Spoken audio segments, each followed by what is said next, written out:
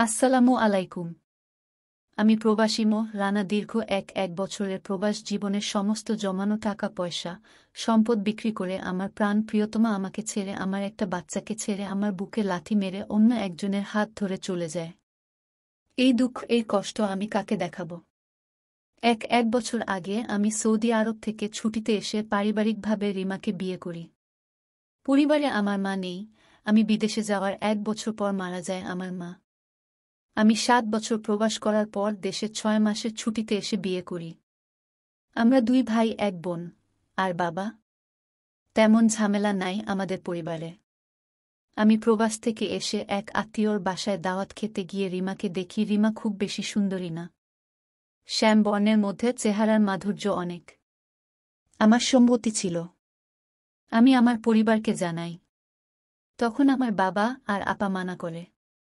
বলে, মেয়ে তেমন ভালো না, তুই অন্য মেয়ে দেখো। রিমা তখন কলেজে পড়ত। ইন্টার পরীক্ষা দিয়েছে নাকি দিবে ঠিক মনে নেই। আমি আবার এসএসসি পাস। আমার আপা কোনো রকমে রাজি না। কারণ আপার ভাষ্য, আমি তার মা মরা ভাই, সে আমাকে সুখী দেখতে চাই। কিন্তু আমার জোরাজুরিতে আপারা রাজি হয়। আমার কথা হলো, বিয়ের আগে মেয়েরা অনেক কিছু করে, সেটা দেখার বিষয় না। বয়স কম, উড়ন্ত মন, বহুত কিছু হয়। তাই বলে বিয়ের পর সে সংসারী হবে না এমন তো কোনো কথা নেই। আমাদের আর্থিক অবস্থা অনেক ভালো ছিল। তাদের তেমন একটা ভালো ছিল না। তার 2 ভাই বেকার। তার বাবা জাহাজে চাকুরি করত। যাই হোক, আমার সম্মতিকে শেষ পর্যন্ত 5 ভরি গহনা আর নগদ 5,000 টাকা দেন মোহর বিয়ে করি। 5,000 টাকা আমি তাকে কবুল বলার সময় দিয়ে দিই। সে টাকার হিসাব কখনো নি নাই। আমার সম্মতিকে আমি ঘরে আনি তার লাজুকতা মাদকতায় যেন আমি বিভোর। আমার বাবা আমার বোনের সাথে থাকত। আর ভাই তখন বিয়ে করে প্রবাসে ছিল। আমার বোনের স্বামী আবার সেনাবাহিনীতে চাকুরি করত। সেই সুবাদে আমার বোন আর বাপ দুলাভাই এর সাথে বিভিন্ন জায়গায় থাকত। বাসর রাতের দিন পুরো ঘর আমি গাঁদা ফুল দিয়ে সাজিয়েছিলাম। সেদিন রাতে তার সাথে আমার কোনো কিছুই হয়নি, কারণ তার পিরিয়ড ছিল। তার যে পিরিয়ড সে আমাকে বলতেই পারছিল না। ঘরে চুপচাপ বসেছিল। আমাকে সালাম করার পর আমি তাকে জড়িয়ে ধরে কপালে চুমু দিই। তখন বলি, চলো নামাজ পড়ে নি। তখন সে খুব মায়া ভরা কণ্ঠে আমাকে বলে, আমার গতকাল থেকে পিরিয়ড শুরু হয়েছে। আমি কিছু বললাম না। তাকে বললাম, ঠিক আছে, তুমি শুয়ে পড়ো, আমি নামাজ পড়িনি। আমি অজু করে এসেছিলাম। আমি নামাজ পড়তে বসলাম। তখন সে আমার পাশে বসে থাকে। আমি নামাজ শেষে তার মাথায় হাত রেখে দোয়া করলাম। তারপর টুকিটাকি কথা হয়। আর তাকে আমার বুকের মধ্যে রেখে ঘুমিয়ে পড়ি। সকালবেলা উঠে তাকে আমি আমার পাশে পাই না। আর পাবো কিভাবে? আমি উঠেছি দিনের 1-2টা বাজে। উঠে আমি দাঁত মাজতে মাজতে পুকুর পাড়ে গেলাম। দেখলাম পুকুর থেকে মাছ ধরছে। কারণ পরের দিন বৌভাত করব, তাই। ঘরে এসে বউকে খুঁজতে লাগলাম। কিন্তু বউ আমার মহা বিজি। আপার সাথে কাজ করছে। আমি নাস্তা খেলাম, নান, দুপুরের ভাত খেয়ে নামাজ পড়তে মসজিদে চলে এলাম। নামাজ পড়ে বন্ধুদের সাথে বাজারে গেলাম। ঘরে একেবারে মাগরিবের নামাজ পড়ে ঢুকলাম। আমার এক বন্ধু অসুস্থ, বিয়েতে আসতে পারেনি, হাসপাতালে ভর্তি ছিল। তাকে দেখতে গেলাম। মাগরিবের সময় ঘরে এসে চা খেলাম। দেখলাম বউ তখন বিজি আপার সাথে। তবে আপা যে বিষয়টা মেনে নিয়েছে একদম খুশি, তাই আমি। আমার দুলাভাই আমাকে বলল, বউ ছাড়া সারাদিন কেমন গেল? বাসর রাত কেমন গেল? আমি হেসে হেসে বললাম, ভীষণ ভালো। রাতে খাবার দাবার খেয়ে রুমে শুয়ে রইলাম। বউ আসলো 1 ঘন্টা পর। এসেই চুপচাপ বসে আছে।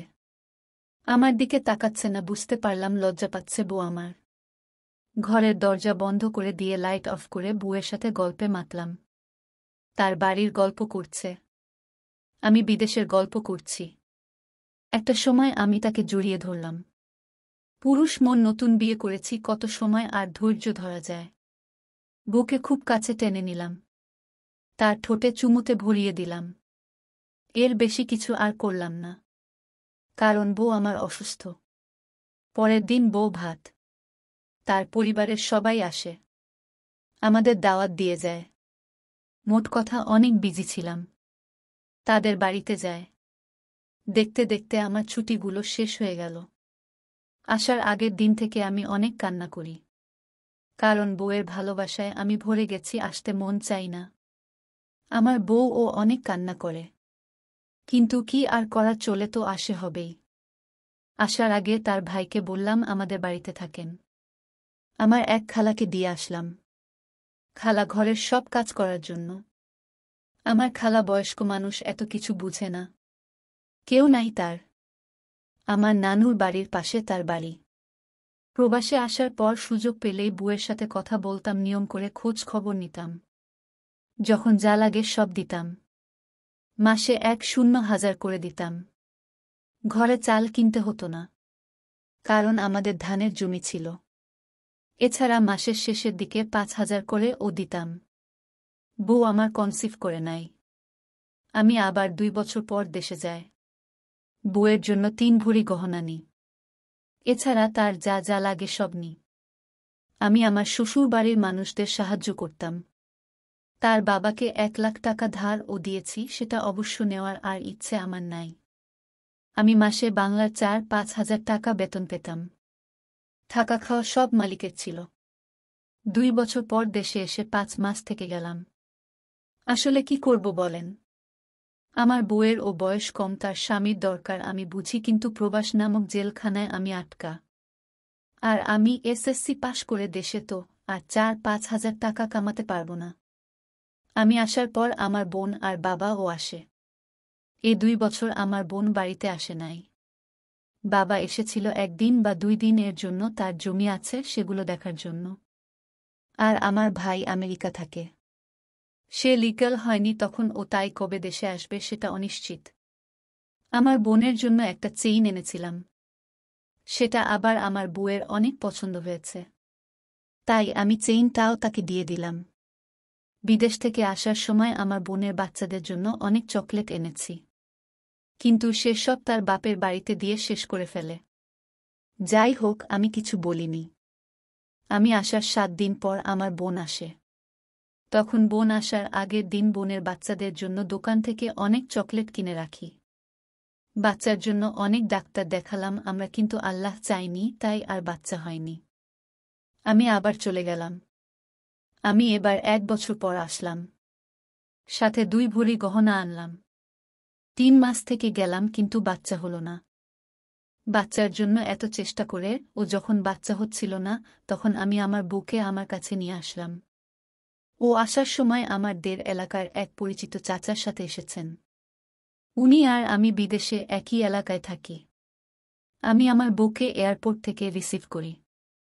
তাকে ফ্যামিলি ভিসায় নিয়ে আসি। এখানে আসার পর আমি তো অনেক খুশি। বউ আর আমার খুনসুটিতে দিন যায় আমাদের। তাকে অনেক জায়গায় ঘোরাতে নিয়ে যেতাম ছুটির দিনে। বাচ্চার জন্য অনেক চেষ্টা করছি আমরা, কিন্তু হচ্ছিল না। এর মধ্যে আমি তার একটা বেকার ভাইকে নিজের টাকা খরচ করে দুবাইতে পাঠাই।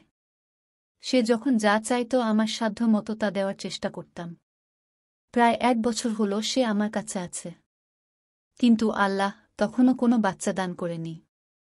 এর মধ্যে আমার এক বড় ভাই আমার কাছে আবদার করল সে আমার কাছে 2টা মাস ভাত খাবে। আসলে সে অন্য শহরে ব্যবসা করত। আমি যে শহরে থাকতাম সে এখানে এসেছে একটা কাজে। 2 মাস পর সে তার শহরে চলে যাবে। তার ব্যবসার কাজে এসেছিল। সে একা মানুষ আমার পাশে 2 মাসের জন্য বাসা নিল। আর আমাকে বলল প্রতি মাসে বাংলার 5,000 টাকা দিবে তারে যেন 2টা ভাত খাওয়াই। আমিও রাজি হলাম, কারণ আমি যখন নতুন নতুন প্রবাসে এসেছিলাম সে আমাকে অনেক সাহায্য করেছিল সব দিক দিয়ে। তারপর সে ব্যবসার কাজে অন্য শহরে চলে যায়। সেটা প্রায় 8 বছর আগের কথা। আমি বউকে বললাম, সে ও রাজি হলো, কারণ হচ্ছে আমাদের একজনের খাবার এমনিতে ও বেঁচে যেত। যাই হোক, সে 2 বেলা খেয়ে চলে যেত। বড় ভাইটার আর্থিক অবস্থা আমার চেয়ে ও অনেক ভালো ছিল। সে বাংলার 5,000 টাকা দিলে ও দেখা যেত অনেক বাজার করে আনত আমাদের ঘরে।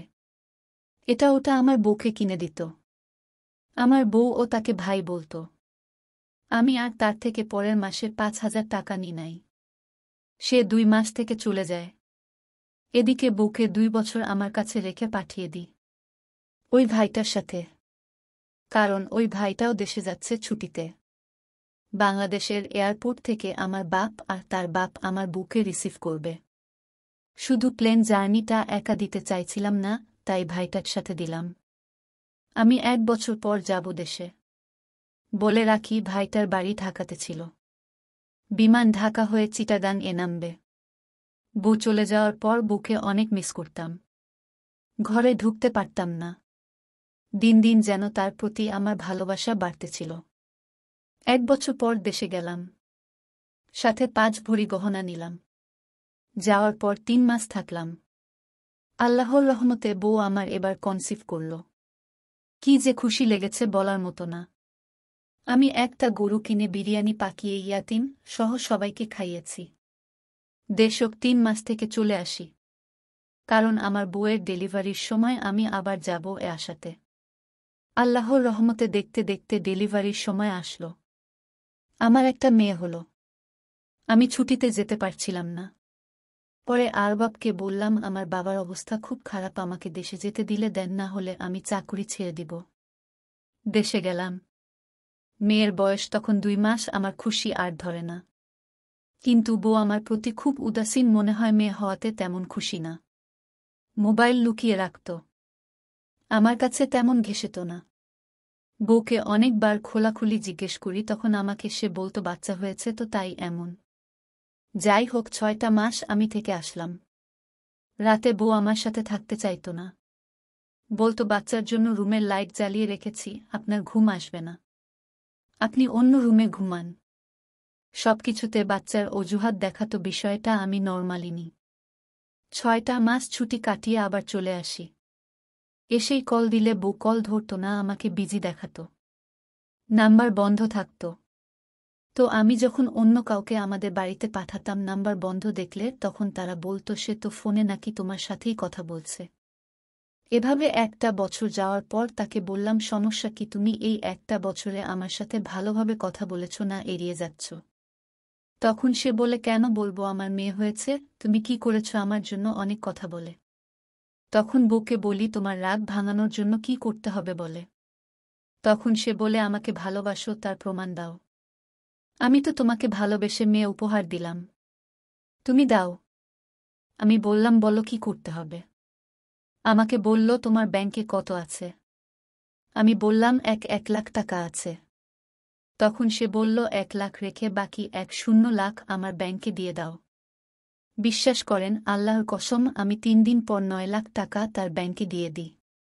তখন থেকে সম্পর্ক আবার ভালো হতে শুরু করল, নরমালি আগের মতো। সে আমার কাছে আবদার করল আসার সময় তার জন্য যেন গহনা নিয়ে আসি। তার নাকি আমাকে ছাড়া থাকতে অনেক কষ্ট হচ্ছে। আমি বললাম, ঠিক আছে, আর 9টা মাস অপেক্ষা করো।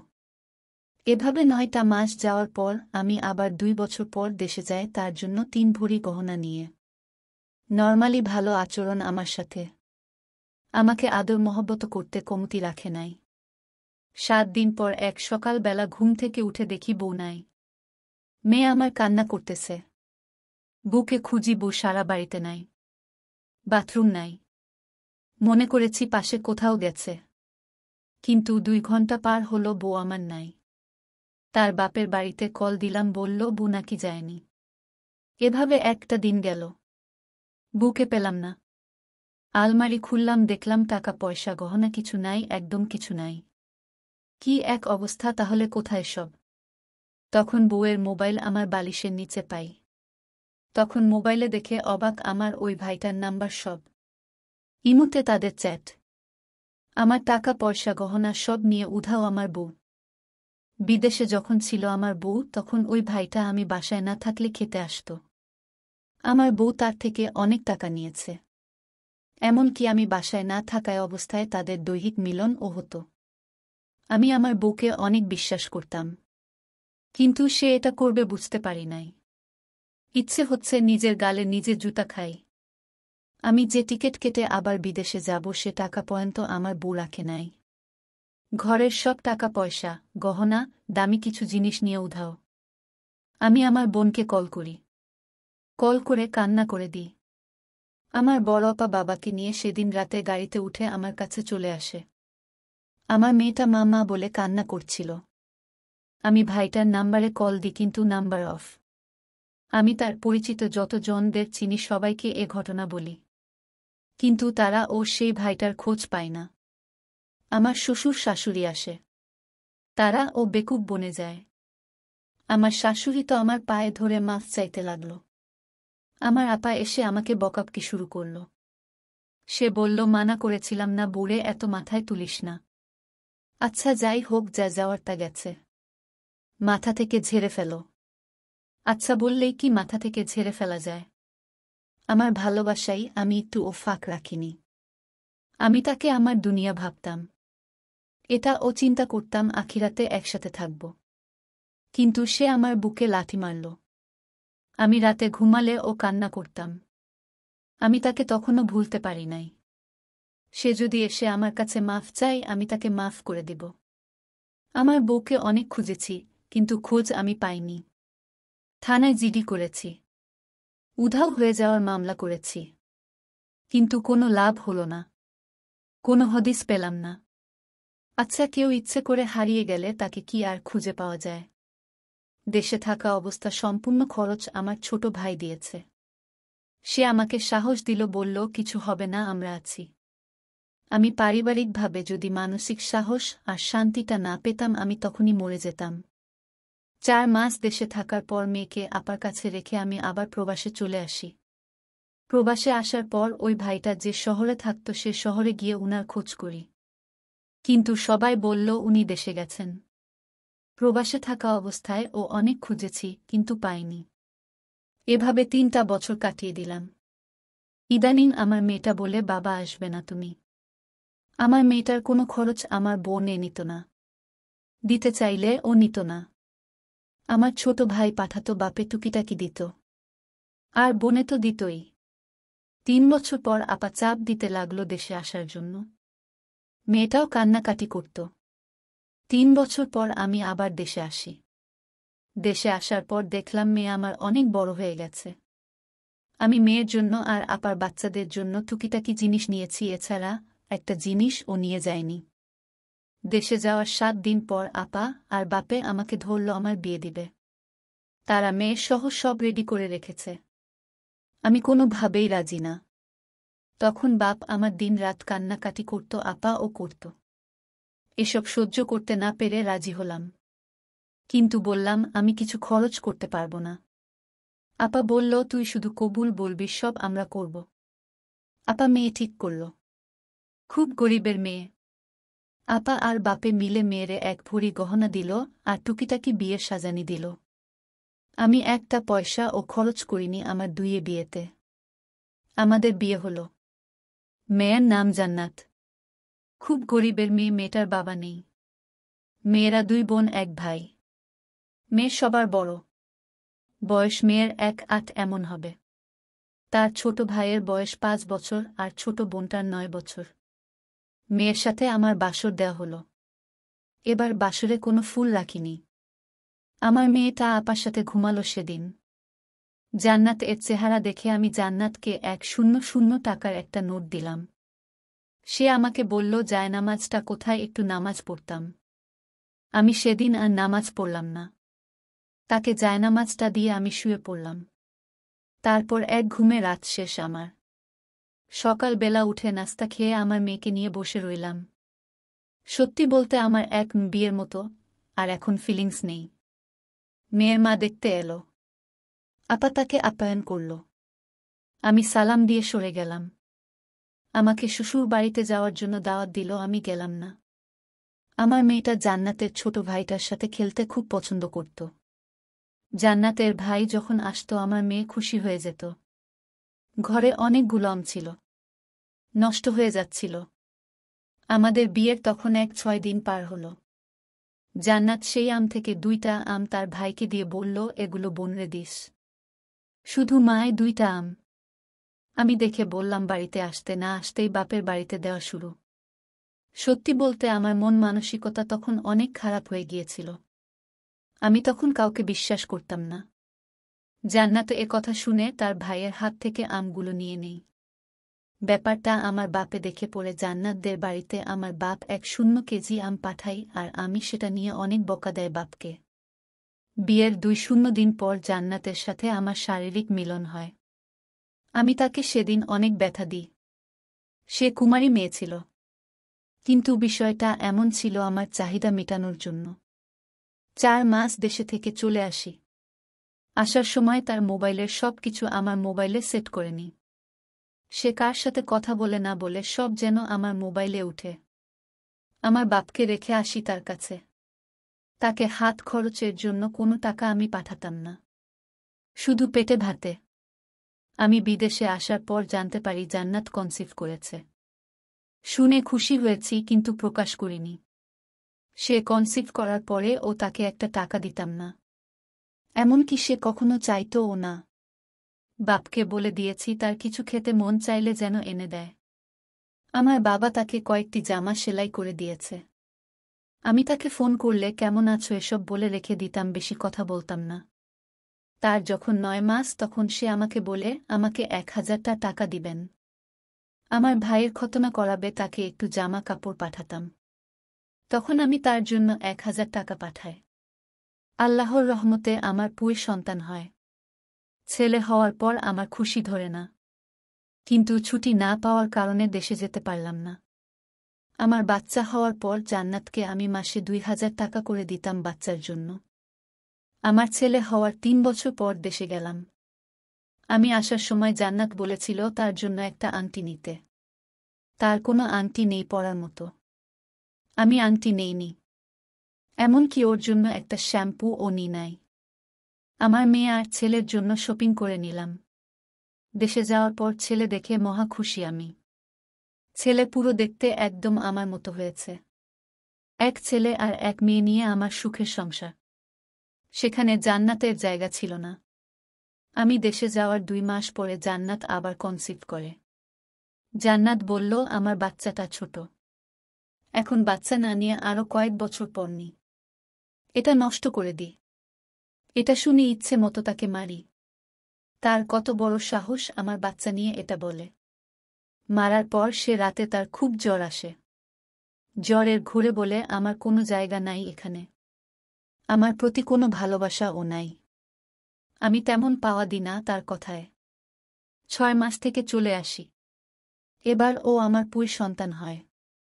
প্রবাসে আসার 1.5 বছর পর আমার বাবা মারা যায়। ইমার্জেন্সি টিকিট কেটে চলে যায়। বাবার লাশ দেখে সেন্স হারিয়ে ফেলেছি।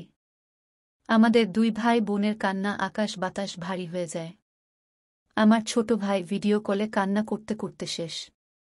সে ভিডিও কলে জানাজাতে অংশ নেয়।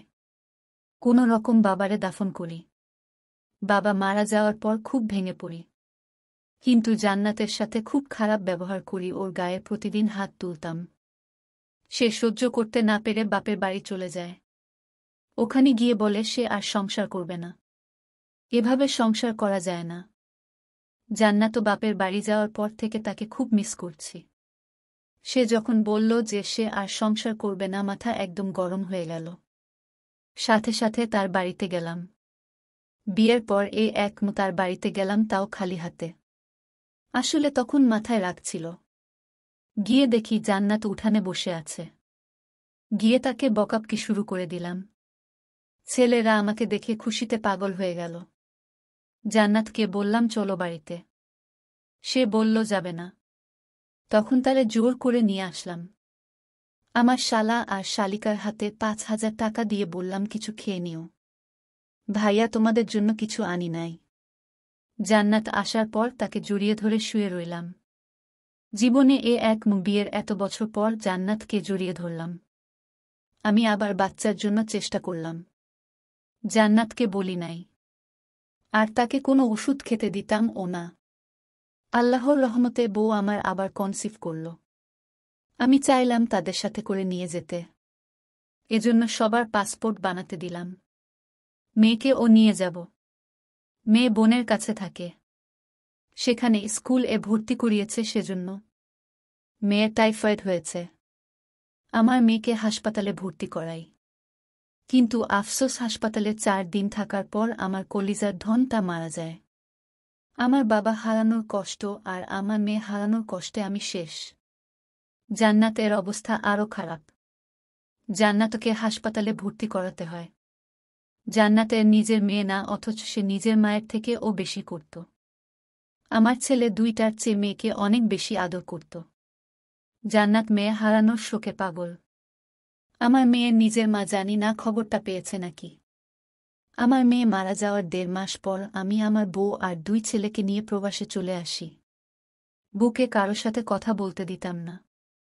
ঘর থেকে বের হতে দিতাম না। তাকে খুব শাসনে রাখতাম। দীর্ঘ 9 মাস পর আমার কন্যা সন্তান হল। মেয়ে হওয়ার পর তাকে একটা আংটি উপহার দিই। এছাড়া তাকে কোনো টাকা পয়সা দিই না। আমার মেয়েটা একটু বড় হওয়ার পর আমার বউ বলল সে কিছু করতে চায়। সে হোমমেড খাবার বানাতে চাই। আমি রাজি হলাম। তাকে বললাম ঘর থেকে বের হওয়া যাবে না, যা লাগবে আমি নিজে এনে দিব। আর শেল ও নিজে করব।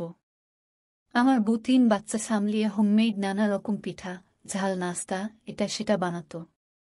আর আমি গিয়ে বাঙালি দোকানে দিয়ে আসতাম। আর বিক্রি করে যা পেতাম সব বউকে দিতাম। বউ সে টাকা নিত না, বলতো আপনার ব্যাংকে রাখেন, একসাথে জমিয়ে একদিন নিব। দিন দিন তার নাস্তার চাহিদা বাড়তে থাকে। সে একা পারত না। আমার বড় ছেলে ও তাকে সাহায্য করত। আমার বড় ছেলেকে সে পাক্কা সংসারী বানিয়ে দেয়। মেয়েদের মতো সবই পারত সে। দীর্ঘ 3 বছর পর আমার বউ একটা ছোট রেস্টুরেন্ট দেয়। খুব ছোট, একসাথে 8 জন মানুষ বসা যাবে এমন। আল্লাহর রহমতে খুব ভালো চলত দোকানটা। দোকান নেওয়ার আগে তাকে কোরআন শরীফ সহ বাচ্চাদের মাথায় হাত রেখে শপথ করায় সে অন্য ছেলের দিকে নজর দিবে না। সে ও আমাকে ভরসা দেয়। দিন ভালোই চলছিল। আমার ইচ্ছে হল আরেকটা সন্তান নেওয়ার। বুকে জোর করতে লাগলাম। কিন্তু সে বলল আর 2 বছর পর। কিন্তু আমার জোরাজুরিতে নিয়ে ফেললাম।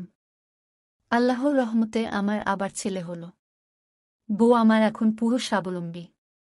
ওই বেঈমানটার খোঁজ আর পাইনি। আমার 3 পুয়ে আর 1 কন্যা নিয়ে জীবন ভালোই চলছে। দোয়া করবেন আমাদের জন্য। আমার বউ আমার বড় মেয়েটার জন্য আজও কান্না করে। এখন ও নামাজে বসলে তার জন্য দোয়া করে। সত্যি বলতে জান্নাতের সাথে আমি এক মেয়ে অন্যায় করেছি। আসলে এক বেঈমানরে দিয়ে সবাইকে বিচার করেছি, যা আমার উচিত হয়নি। পৃথিবীতে সব বুড়া খারাপ না, আবার সব বুড়া ভালোও না। আমি যদি আমার এক বউয়ের নামে 1 বিন্দু মিথ্যা বলি তাহলে আল্লাহ আমার বিচার করুক। সমাপ্ত।